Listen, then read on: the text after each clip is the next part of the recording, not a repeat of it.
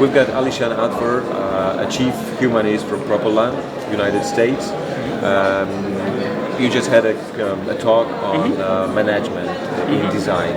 And my first question is, how do you feel using dirty words in front of 400 people? Dirty words? Yeah. Like I just did? Like you just I did. used the word poop in front of a lot of people, yes. There was just one more. There was probably another one, yeah. And it's management. Management, yes, Yeah, yes, that's... I think that's been a dirty word, even dirtier unfortunately. than poop, right? I think at times it's very difficult to be successful at management because so many parts of an organization may prevent you from having a good relationship with your manager. And I think one of the ways that we could start to change that, and this is what I mentioned in the talk, was to find simple ways of building those relationships that are mutually beneficial. And hopefully the organization will also do a little bit of changing to make those relationships easier. Okay, so what are the main mistakes that are made during the management process or the organization life? I think there are lots of little behaviors that affect a relationship, but the big one that influences all of those negative behaviors is a lack of transparency. So having a lack of transparency will naturally build distance between people, just like in any other relationship. Having a lack of visual, whether it's a mental model or something to guide the conversation, is sometimes something that interferes with good relationships. And probably, if nothing else, genuine self-respect and respect of the other person. Each of those is hard to do for various reasons, but it's the manager's obligation. And it's also the manager's honor to be able to do that with someone. Okay, I got it. And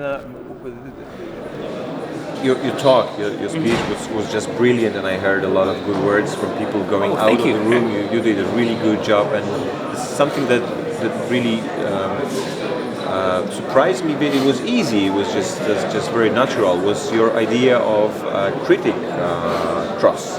Critic cross. This is how you call it. How does it work? What's the idea behind it? Sure. A lot of times in fast-paced studio environments or in an environment that's very, very iterative, a manager or a creative director can come in and only have a short period of time to provide feedback, and then they would leave.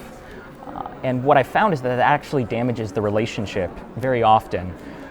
So what I proposed was being able to do a simple exercise that takes less than a minute to do, either on a napkin or on a whiteboard near the things that you're evaluating, that identify how much time you have to work with the user, what's the goal of this the user's goal of this design, what are the emotions that are going through this design, and what is some of the logic behind this design? This could be 4 sentences, 1, 2, 3, 4. Once you've written that up, even if you've never seen the design ever beforehand, you can have a conversation about how your opinion, as let's say as a creative director, may be different than my opinion as an intern or a junior designer, rather than you just coming in and swooping in and attacking my work and leaving without explaining. Yeah. Okay. So what are your 3 main, just basic advices for a person that just was hired or promoted and will become a manager? So how to start, how to build a good relation, how to avoid these mistakes you mentioned at the beginning? Sure. I'll use the word integrity because I think it covers trust and communication. So actually I'll break it into those. Trust is extremely important, and the only way you can do that is by communicating transparently. And the only way you can communicate transparently is if you make the choice to be honest and open, and know that there is a risk in being open. If I were to share something with you, there's a risk that you could take advantage of it. But if I don't share that with you, I'm not building anything closer of a relationship. And that's a bigger loss.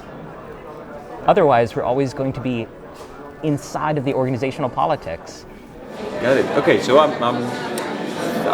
thank you very much. I've got a little gift for you. Oh, thank you. Just to remind you about this meeting and the UX Poland conference, and also to remind you not to use the dirty word in front of all these people because they are listening to you.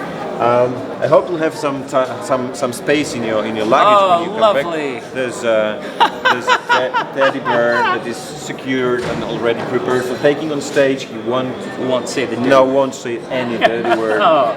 This is lovely. Thank you very much. Thank you for having me. Thank you for the interview. Thank you for the conversation.